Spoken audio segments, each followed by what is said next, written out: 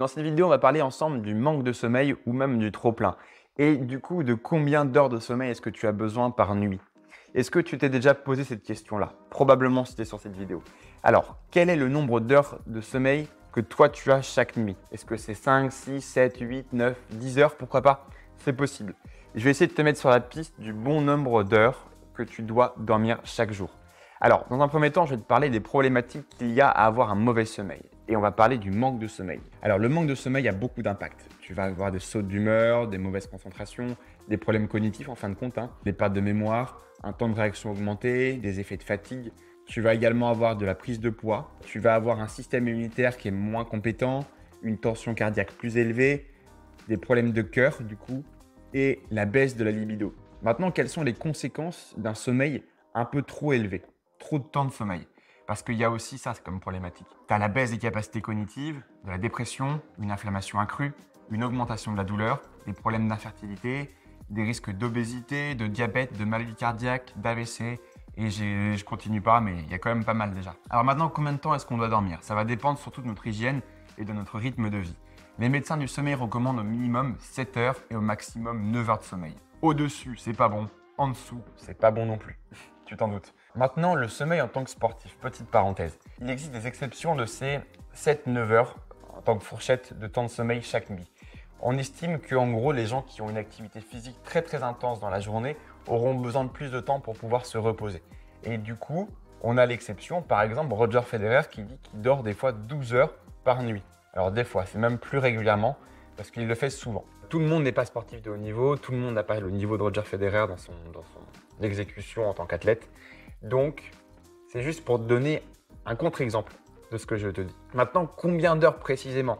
Le problème, c'est que je ne peux pas te dire précisément combien d'heures tu as besoin parce qu'on est tous différents, on a tous un métabolisme différent. Ça m'est à toi de le trouver par toi-même avec les techniques que je vais te donner.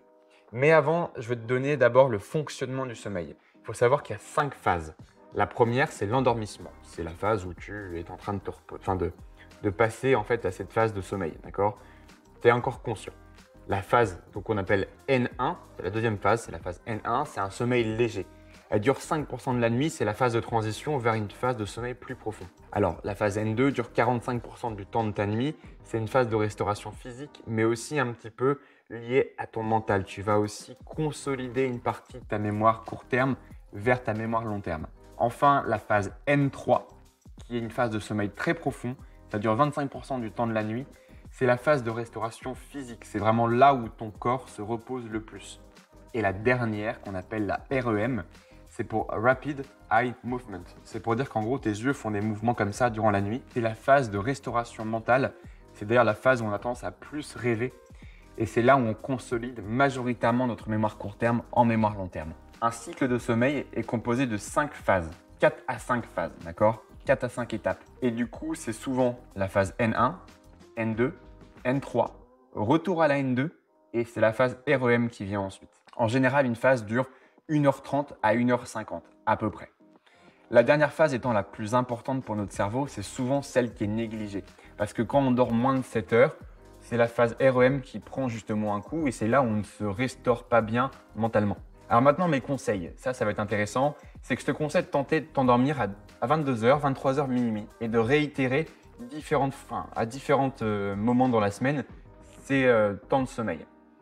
Comme ça, tu vas pouvoir voir à quelle heure est-ce que tu te réveilles sans alarme, d'accord? Donc, tu testes, tu vois quelle est l'heure de sommeil qui te correspond le plus et tu vas regarder dans ta journée quel moment était le plus alerte, le plus habile, le plus productif.